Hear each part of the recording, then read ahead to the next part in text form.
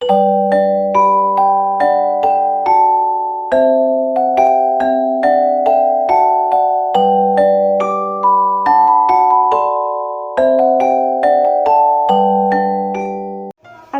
warahmatullahi wabarakatuh. Perkenalkan, nama saya Yeni Lumintang, absen 27 dari kelas 1F di 3 akuntansi. Di sini saya mewakili dari kelompok 4 untuk membuka presentasi mengenai bab komunikasi kelompok. Saya akan mengawali dengan menjelaskan apa sih yang dimaksud dengan komunikasi kelompok. Seperti yang kita tahu bahwa semakin kesini kebutuhan manusia semakin bertambah. Maka pergaulan seseorang juga semakin berkembang, tidak hanya sebatas komunikasi interpersonal. Seseorang juga memerlukan orang lain untuk memenuhi kebutuhan dan mengembangkan dirinya. Oleh sebab itu, mereka juga membutuhkan yang namanya komunikasi kelompok. Jika ada yang bertanya, apa sih yang dimaksud dengan komunikasi kelompok? Maka jawabannya adalah, komunikasi kelompok merupakan komunikasi yang berlangsung dalam kelompok kecil antara 3 orang atau lebih melalui tatap muka dan memiliki susunan rencana kerja tertentu untuk mencapai tujuan kelompok. Sedangkan ciri-ciri dari kelompok yaitu yang pertama, kelompok berkomunikasi melalui tatap muka. Yang kedua, kelompok memiliki sedikit partisipan. Yang ketiga, kelompok bekerja di bawah arahan pimpinan. Yang keempat, kelompok membagi tujuan dan sasaran bersama. Yang kelima, anggota kelompok saling berpengaruh satu sama lain dan saling bergantung. Kemudian ada klasifikasi kelompok. Klasifikasi kelompok dibagi menjadi 4. Yang pertama, kelompok primer dan sekunder. Perbedaan utama antara primer dan sekunder ini terletak pada sifat, yang mana primer ini memiliki sifat dalam dan meluas, personal, lebih menekankan pada aspek hubungan dan bersifat ekspresif serta informal. Sedangkan sekunder memiliki sifat non-personal, dangkal dan terbatas, lebih menekankan pada aspek isi dan bersifat instrumental serta formal. Kemudian yang kedua ada kelompok in-group dan out-group. Untuk membedakan kelompok in-group dan out-group ini dapat dibuat batas yang membedakan siapa yang termasuk orang dalam dan siapa yang termasuk orang luar. Batas-batas ini dapat berupa letak geografis, status sosial, pandangan atau ideologi, pekerjaan atau profesi, dan lain sebagainya. Kemudian yang ketiga ada kelompok keanggotaan dan rujukan. Untuk kelompok keanggotaan ini, yang mana anggotanya secara resmi menjadi anggota kelompok setelah melewati prosedur yang telah ditentukan. Untuk kelompok rujukan ini sebagai alat ukur untuk menilai diri sendiri atau untuk mengembangkan sikap. Dan kelompok rujukan ini memiliki 3 fungsi, yaitu fungsi komparatif, fungsi normatif, dan fungsi preskriptif. Kemudian yang keempat ada kelompok deskriptif dan preskriptif. Kategori deskriptif menunjukkan klasifikasi kelompok yang dapat dilihat dengan proses pembentukannya secara alamiah. Sedangkan kategori preskriptif ini menunjukkan klasifikasi menurut langkah-langkah rasional yang dilewati oleh anggota kelompok untuk mencapai tujuannya. Assalamualaikum warahmatullahi wabarakatuh. Saya Desi Nurjani. Saya ingin melanjutkan penjelasan dari teman saya, yaitu pengaruh kelompok pada perilaku manusia. Kelompok akan memberikan pengaruh yang berbeda pada setiap individu yang berada di dalamnya, baik itu pengaruh yang baik ataupun itu buruk. Terdapat 3 macam pengaruh kelompok pada perilaku individu, yaitu 1. Konformitas. Konformitas yaitu perubahan perilaku atau kepercayaan menuju norma kelompok sebagai akibat tekanan kelompok yang real atau yang dibayangkan. 2. Fasilitas sosial. Fasilitas sosial yaitu prestasi individu yang disaksikan kelompok. Kehadiran kelompok dapat meningkatkan maupun menurunkan prestasi seseorang. Yang ketiga ada polarisasi. Polarisasi maksudnya orang akan cenderung membuat keputusan yang lebih berani ketika mereka berada dalam kelompok daripada ketika mereka sendirian. Selanjutnya kita akan membahas faktor-faktor yang mempengaruhi keberhasilan suatu kelompok.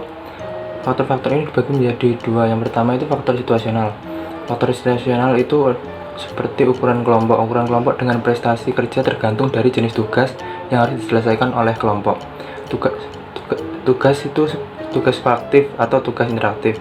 Tugas proaktif artinya masing-masing anggota bekerja sendiri, dan tugas interaktif itu masing-masing anggota saling berintegrasi untuk menghasilkan keputusan atau produk tunggal. Faktor lain adalah tujuan kelompok. Apakah untuk menghasilkan satu pemecahan, maka diperlukan kelompok kecil. Untuk menggali berbagai gagasan atau divergen itu diperlukan kelompok besar.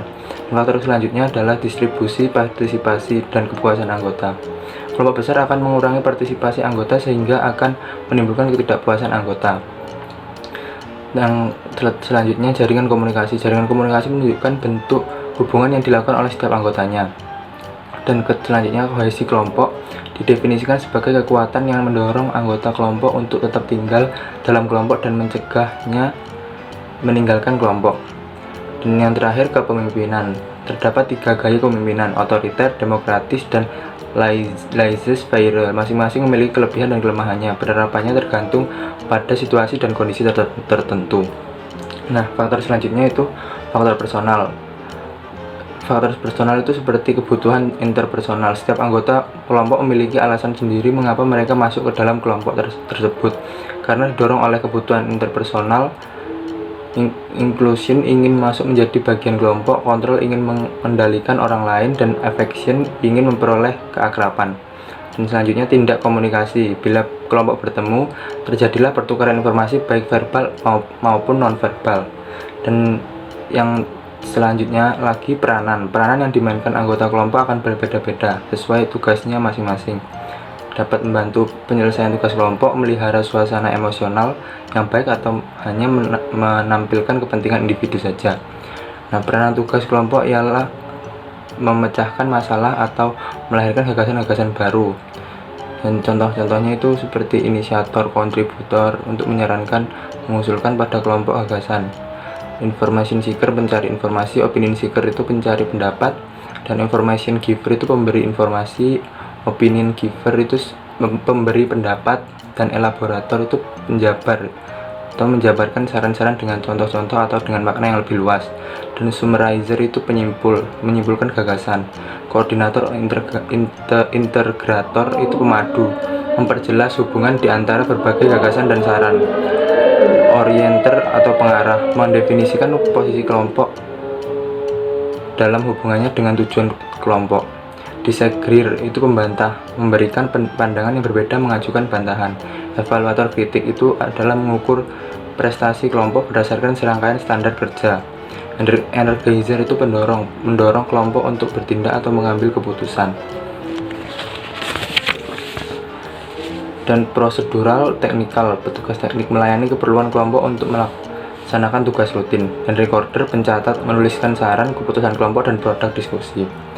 Nah, untuk peranan pemeliharaan kelompok itu seperti encourage, penggalak, memuji, menyetujui, dan menerima kontribusi anggota lainnya. Harmonizer itu melerai pertikaian di antara anggota yang lain, berusaha mendamaikan perbedaan, mengurangi ketegangan pada situasi konflik. Dan compromiser tugasnya bekerja dari dalam konflik yang melibatkan gagasan atau posisi. Gatekeeper dan expeditor, penjaga gawang, berusaha membuka saluran komunikasi dengan mendorong partisipasi yang lain atau mengusulkan aturan arus komunikasi. Dan selanjutnya, standard setter or ego ideal, membuat aturan, menetapkan kriteria kelompok dalam menjalankan fungsinya. Dan group observer and komentator pengamat kelompok, menyimpan catatan berbagai aspek proses kelompok dan memberikan data tersebut berikut penafsirannya. Dan yang terakhir, follower atau pengikut, mengikuti gerakan kelompok secara pasif, menerima gagasan yang lain, berfungsi sebagai pendengar dalam diskusi dan pengambilan kesimpulan. Dan yang terakhir itu peranan individu. Peranan individu itu usaha kelompok untuk memuaskan kebutuhan individual yang tidak relevan dengan tugas kelompok yang berpusat pada individu. Contohnya itu agresor, berbuat macam-macam, merendahkan status orang lain, menolak, menilai tindakan atau perasaan yang lain. Blocker, menghambat, cenderung bersikap negatif dan secara kepala batu selalu menolak, membantah. Dan yang selanjutnya recognition seeker, pencari muka, berusaha dengan berbagai cara untuk menarik perhatian. Self-confessor, mengungkapkan diri menggunakan kesempatan yang disediakan oleh kelompok menggunakan perasaan, wawasan, dan ideologi yang bersifat pribadi. Yang selanjutnya playboy, menunjukkan ketidakacuhannya terhadap proses kelompok dengan sikap sinisme. Dan yang kelima dominator, berusaha menegaskan otoritas atau superioritasnya ketika mengendalikan kelompok tersebut. Help seeker, berusaha menarik simpati dari anggota kelompok yang lain atau dari seluruh kelompok dengan mengungkapkan rasa tidak aman. Dan yang terakhir special interest breeder, sponsor kepentingan khusus, biasanya menyembunyikan prasangka atau biasanya dalam bentuk stereotip yang sesuai dengan kebutuhan individualnya. Nah, itu adalah penjelasan dari faktor-faktor yang mempengaruhi keberhasilan suatu kelompok. Perkenalkan, nama saya Hania Syadarianti, nomor absen 11. Di sini saya akan melanjutkan presentasi yaitu tentang bentuk-bentuk komunikasi kelompok. Bentuk-bentuk komunikasi kelompok ada dua, yaitu yang pertama komunikasi kelompok deskriptif dan komunikasi kelompok perspektif. Yang pertama saya akan menjelaskan tentang komunikasi kelompok deskriptif. Ada kelompok tugas. Kelompok tugas ini melewati 4 tahap, yaitu orientasi, konflik, pemunculan, dan peneguhan. Orientasi diungkapkan dengan berusaha saling mengenal, saling menangkap perasaan lain, dan berusaha menemukan peranan status. Kemudian ada konflik. Konflik ini terjadi apabila adanya peningkatan perbedaan dari anggota. Pada tahap ketiga yaitu pemunculan. Orang mengurangi tingkat polarisasi dan perbedaan pendapat. Dan yang terakhir ada peneguhan. Peneguhan ini pada anggota memperteguh konsensus kelompok. Mereka memulai memberikan komentar tentang kerjasama yang baik dalam kelompok dan memperkuat keputusan yang diambil oleh kelompok. Selanjutnya yaitu kelompok pertemuan. Tahap-tahapnya yaitu ada 2. Yang pertama ketergantungan pada otoritas dan yang kedua ketergantungan satu sama lain. Selanjutnya kelompok penyadar. Tahap-tahapnya yaitu yang pertama kesadaran diri atas identitas baru. Yang kedua identitas kelompok melalui polarisasi. Yang ketiga penegakan nilai-nilai baru bagi kelompok. Dan yang keempat menghubungkan diri dengan kelompok revolusioner. Selanjutnya saya akan menjelaskan tentang komunikasi kelompok perspektif. Komunikasi kelompok ini menurut formatnya dapat diklasifikasikan pada 2 kelompok besar, yaitu privat dan publik. Kelompok pertemuan atau kelompok terapi, kelompok belajar, panitia, konferensi atau rapat adalah kelompok privat. Sedangkan panel, wawancara terbuka atau public interview, forum, simposium itu termasuk kelompok publik. Contoh dari format diskusi yaitu ada 6. Yang pertama, diskusi meja bundar. Diskusi meja bundar digunakan untuk diskusi yang bersifat terbatas. Dan yang kedua, ada simposium. Simposium ini adalah serangkaian pidato pendek yang menyajikan berbagai aspek dari sebuah topik atau posisi yang pro dan kontra terhadap masalah yang kontroversial. Yang ketiga, ada diskusi panel. Diskusi panel ini adalah format khusus yang anggota-anggota kelompoknya berinteraksi, baik berhadap-hadapan maupun melalui seorang mediator. Kemudian yang keempat, ada forum atau ceramah. Forum adalah waktu tanya jawab yang terjadi setelah diskusi terbuka. Ada 5 macam forum, yaitu yang pertama forum ceramah, forum debat, forum dialog, forum panel, dan forum simposium. Kemudian saya akan melanjutkan yang kelima, yaitu ada kolokium. Kolokium ini adalah sejenis format diskusi yang memberikan kesempatan kepada wakil-wakil khalayak untuk menunjukkan pertanyaan yang sudah dipersiapkan kepada seorang ahli. Dan kemudian yang terakhir, yaitu ada prosedur parlementer. Prosedur ini adalah format diskusi yang secara ketat mengatur peserta diskusi yang besar pada periode waktu yang tertentu ketika sejumlah keputusan harus dibuat. Baik, cukup sekian presentasi dari saya. Terima kasih. Perkenalkan, nama saya Fikir Prima Tiatma, absen 9. Di sini saya akan melanjutkan penjelasan dari teman saya. Saya akan menjelaskan tentang apa itu rapat. Rapat merupakan salah satu bentuk komunikasi kelompok yang paling sering dilakukan oleh perusahaan atau organisasi. Sebagian besar waktu manajemen perusahaan atau organisasi digunakan untuk rapat atau meeting. Namun di luar sana banyak sekali rapat dan meeting ini berjalan secara tidak efektif. Hal tersebut karena saat rapat bahasan-bahasannya keluar dari tujuan rapat itu sendiri. Oleh karena itu dibutuhkan penataan rapat yang baik agar masalah-masalah ketidakefektifan ini dapat diatasi. Ada dua cara, yaitu dengan memerlukan aturan-aturan dan bahasan pokok saat rapat sebelum rapat itu dimulai. Yang kedua, yaitu dengan memerlukan presidium atau ketua rapat.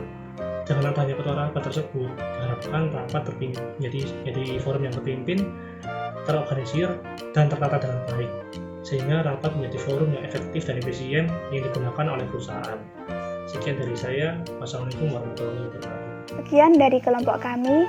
Mohon maaf apabila ada kata-kata yang salah dan kurang berkenan di hati Anda. Terima kasih atas perhatiannya. Wassalamualaikum warahmatullahi wabarakatuh.